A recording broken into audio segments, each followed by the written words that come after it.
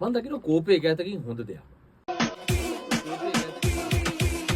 මොකද කෝපය තුලින් අපි අපිට ආරක්ෂාවක් සපය ගන්නවා. දැන් අද මම මගෙන් ඉගෙන ගන්න දරුවෙක්ගෙන් ඇහුවා ඔයාට මොකද හිතෙන්නේ පුතේ කෝපය ගැන? ඔයා මොකද්ද දෙන උත්තරේ? එයා කියනවා අසාධාරණයට එරෙහිව නැගී සිටීම තමයි කෝපය කියලා කියන්නේ. ඒ දරුවා කියනවා. කෝපය ගැන කතා කරනකොට අපිට පාඩු සිද්ධ වෙනවා තමයි. හැබැයි අපිව ආරක්ෂා කරනවා කෝපය.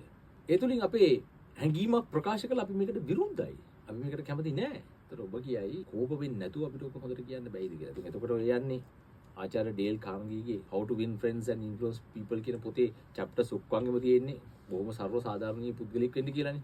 සිනාමුසු මොනින් ඉන්න, කාවත් විවේචනය කරන්න එපා, කාගේවත් වැරදි දකින්න එපා, ඒකට එරහිව නැගී හිටින්න එපා, ඒ වගේම විවේචනය කරන්න එපා, තර්ක කරන්න එපා කියලා මේ පොත පුරාම තියෙනවානේ. මේ පොත හදලා තියෙන්නේ ඔබ මම හිතන්නේ පොත දැකලා ඇති.